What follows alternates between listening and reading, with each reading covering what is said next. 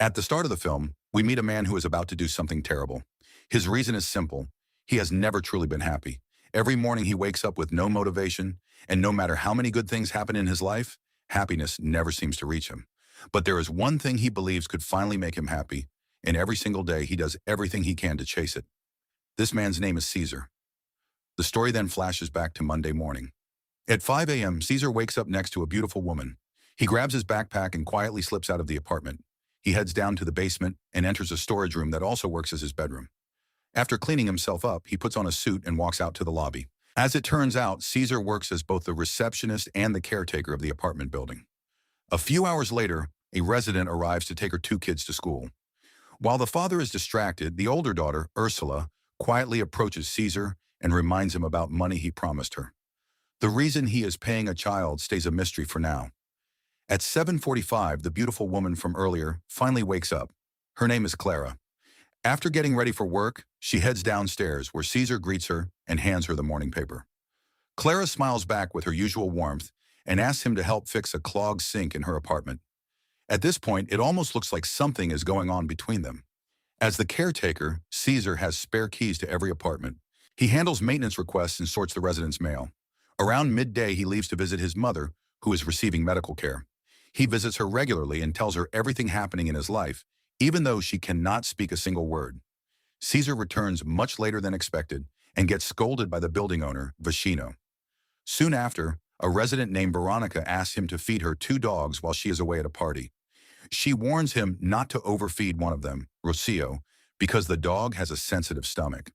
As a thank you, she leaves a cake in his room. Caesar agrees to take care of everything.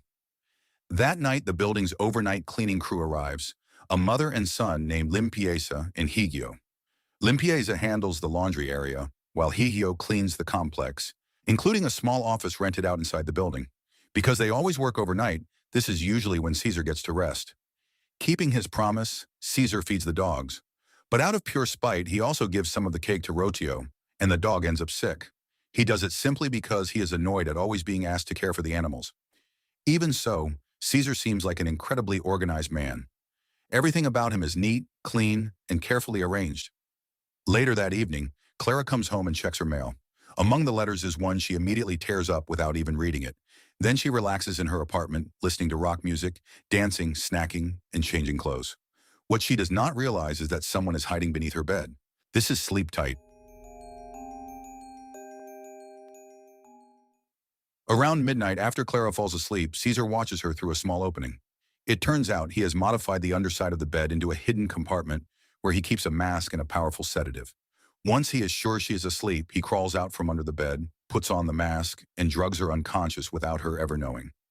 With Clara out cold, Caesar starts tampering with all of her skincare products, mixing an unknown substance into them. While searching the room, he notices several cans of insect spray under a table, and that is when he learns something important about her. Clara is terrified of insects. The next morning at 5 a.m., before leaving, Caesar casually uses Clara's toothbrush and puts it back exactly where it was. He also takes her wristwatch. As he sneaks out, Ursula catches him by surprise. It quickly becomes clear this is not the first time she has caught him leaving Clara's apartment, which is why she started demanding money in exchange for staying quiet. Now the payments finally make sense. This time, though, Ursula wants something different. Instead of money, she demands adult movies.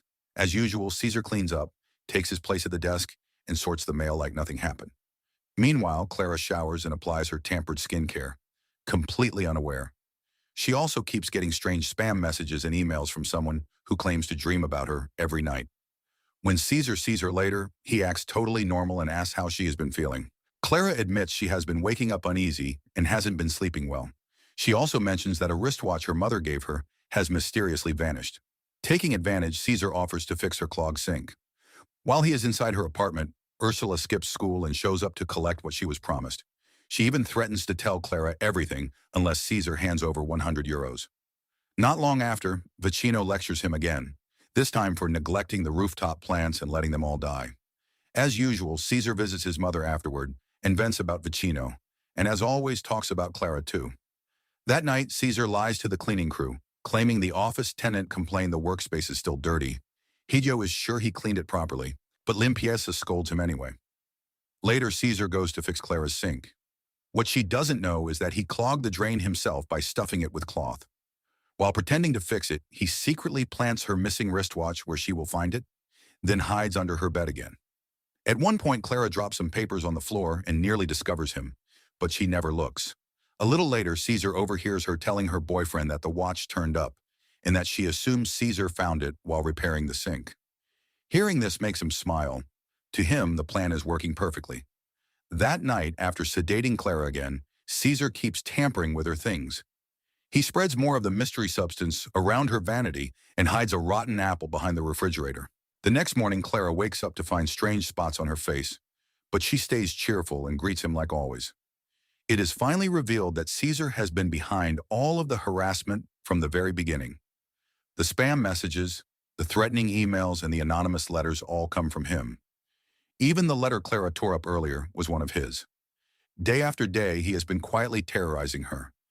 In those letters, he claims to love her and dream about her, and he makes it clear he somehow knows the details of her daily life, which makes everything even more disturbing. As the days pass, Caesar keeps living the same routine, while Clara's health slowly gets worse and her skin becomes more damaged from the substances in her cosmetics. The truth is that Caesar believes he is in love with Clara.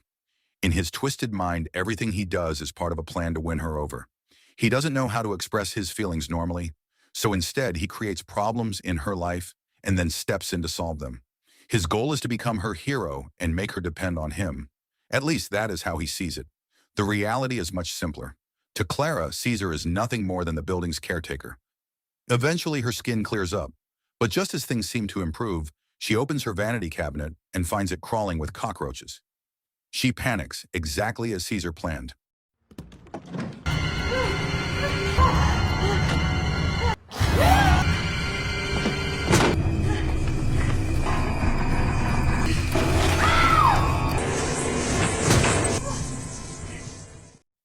Desperate, she asks him to deal with the infestation, and even relies on him to bring her clothes, shoes, and bags so she can get to work. Once again, Caesar convinces himself he has become her hero, and that every favor brings her closer to loving him. But it does not go the way he expects. Because of the infestation, Clara decides to stay at her mother's house for a while. She asks Caesar to fumigate the place and make sure it is safe before she returns. Ursula watches all of this. Then in the elevator, Caesar makes a huge mistake. He casually refers to the person who has been harassing Clara. The comment instantly catches her attention because she never told him those details. Realizing his slip, he quickly claims he heard about it from Veronica. Clara accepts the excuse, but she reveals something important. The harassment is still happening, and she now suspects the person responsible lives inside the building. She has already gone to the police and is sure they will catch whoever it is. Before leaving, she gives Caesar her phone number so he can contact her once the apartment is clean. Later, Caesar visits his mother and vents again. For the first time, he admits everything he has done has been pointless. No matter what he tries, Clara will never love him. From that moment, his obsession turns into hatred. Now he doesn't want her affection, he wants revenge. His mother sits there in silence, unable to speak, tears running down her face. After the apartment is cleaned, Caesar plants the phone and the harassment letters inside Higio's locker. At the same time, investigators trace the spam emails back to the office that Higio cleans. Higio becomes the prime suspect and is arrested for harassing Clara. With the danger seemingly gone, Caesar calls Clara and tells her the apartment is ready, but while making that call, he is already preparing something far worse. Caesar packs a bag with knives and a saw. His plan is simple. He will hide under Clara's bed one last time and kill her when she comes home. The plan falls apart immediately. When Clara returns, she isn't alone. She brings her boyfriend, Marcos. Stuck in hiding, Caesar can only listen as the woman he is obsessed with spends the evening with another man. Then disaster hits. Some of the sedative inside the bed leaks onto his face, and he starts blacking out. Panicking, he tries to escape before he passes out, but he grabs the wrong key. The right key is still inside the bag under the bed. As the drug takes hold, he gets weaker and weaker until he collapses. The next morning, Clara turns on the bathroom water. Luckily for Caesar, he is hidden in the bathtub, and she never pulls back the shower curtain. A few moments later, he peeks out and overhears Marcos finding the sports bag full of strange tools. Neither of them knows where it came from. Clara assumes it belongs to Caesar and that he left it behind while fumigating. Marcos isn't convinced, especially since it was hidden under the bed. Things get even stranger when they discover Caesar's diary. Before Marcos can read it, Clara suddenly feels dizzy. Seizing the moment, Caesar slips out of the bathroom and hides elsewhere in the apartment. The tension builds when Marcos and Clara decide to shower together. Desperate, Caesar sneaks past the bathroom door, grabs the correct key from his bag along with his diary, and heads for the front door. His luck runs out. Marcos spots him and chases him down. They are about to fight when Clara steps in and explains that the intruder is Caesar, the caretaker.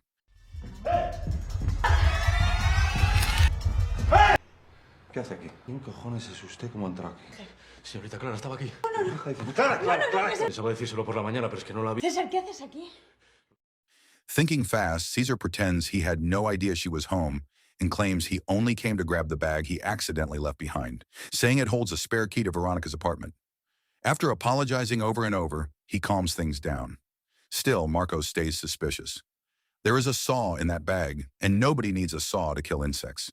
In the end, Clara hands the bag back, and Caesar apologizes again before leaving. The incident makes him late for work, and for Vicino, this is the final straw. Caesar is fired and given 15 days to move out. For Caesar, this is the moment everything changes. He becomes convinced happiness is impossible for him, and if he can't be happy, then nobody around him deserves to be happy either. He starts taking pleasure in hurting people. One of his first targets is Veronica. He attacks her insecurities, telling her she is too old to find a partner because she spent her whole life caring about her dogs. The cruel words leave her in tears. Meanwhile, he watches Clara and Marcos getting ready for a 4-day vacation together, and his resentment only grows. This brings us back to the scene from the start of the film, with Caesar ready to do the unthinkable. He feels like he has tried everything, yet happiness is still out of reach. But just as he is about to go through with it, he notices something unexpected. Clara and Marcos have come back. They never left for their vacation. Before departing, they went to see a doctor because Clara kept feeling dizzy. The exam reveals that she is 4 weeks pregnant. The news leaves Marcos confused. He always used protection, and he says the last time they were together was 6 weeks earlier. Clara, feeling accused of cheating, is devastated and furious. What neither of them realizes is that someone is listening to the entire argument. Caesar is hiding under the bed again. What happens next is even more disturbing. After drugging both Clara and Marcos, Caesar climbs into bed and spends the night sleeping between them. The next day, Marcos unexpectedly shows up at Caesar's room. He says Clara's apartment still has an insect problem and asks him to come spray again. But that is just an excuse.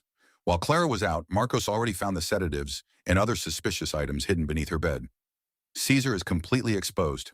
Yet instead of fear or guilt, he stays calm and cold, and even makes outrageous claims about his relationship with Clara, which only makes Marcos angrier. The confrontation explodes into a violent struggle. Then, without hesitation, Caesar grabs a shard of broken glass and stabs Marcos. Just like that, Marcos is dead.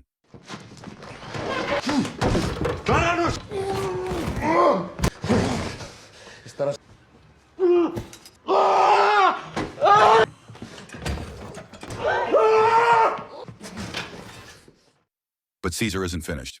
To cover his tracks, he stages the scene to look like a suicide driven by conflict between Marcos and Clara. He places the broken glass near the body, manipulates the evidence, and washes the blood off his gloves, wiping away anything that could tie him to the murder. Soon the police begin investigating, and Caesar is brought in for questioning. Watching from a distance is Ursula, whose suspicious stare makes it clear she no longer trusts him. The authorities believe Marcos took his own life and ask if Caesar knew him. He calmly explains that Marcos was Clara's boyfriend. When they ask if he saw any strangers in the building, he claims he has no idea since he hasn't worked there for days. His alibi seems flawless. Later, back in his room, he finds a note waiting for him. The message is short but chilling. Someone saw him. The warning clearly comes from Ursula. That night she watches him again, but this time Caesar suddenly appears and frightens her. She runs to find her father, and what she discovers is even worse. Her entire family has already been drugged and left helpless. Caesar uses the chance to terrorize her. He admits he killed Marcos and threatens to do the same to everyone she loves, including her parents, her grandmother, and even her friends at school. The threat completely breaks her, and Ursula promises never to tell anyone. Afterwards, Caesar casually throws a large flower pot from the rooftop onto a parked car below. Soon the police return with more questions. They found many fingerprints and traces linking Caesar to Clara's apartment. As expected, he has an explanation ready. He says the evidence is there because he fumigated the place. He insists he knows little about Clara and Marcos' relationship, but he subtly mentions overhearing arguments between them. With remarkable manipulation, he slowly steers the investigators toward the conclusion he wants, suggesting Marcos may have killed himself over relationship problems. What the police do not know is that Clara's pregnancy could completely change how they see the case. Thanks to that missing piece, Caesar avoids suspicion once again. As he leaves, he crosses paths with Clara and her mother, helps them with the elevator, opens the door for them, and pretends to offer his condolences like a caring acquaintance. Only later do we learn one more detail. The car crushed by the flower pot actually belonged to Vicino, the building's owner. Several months later, Caesar sends a letter in his personal diary to Clara. By now, she has finally started rebuilding her life, living peacefully with her newborn and trying to move on. But the letter changes everything. Its contents bring back all the trauma she's been fighting to escape. In it, Caesar reveals the horrifying truth he has been hiding. He tells her he hopes she remembers him every time she looks at the face of her child.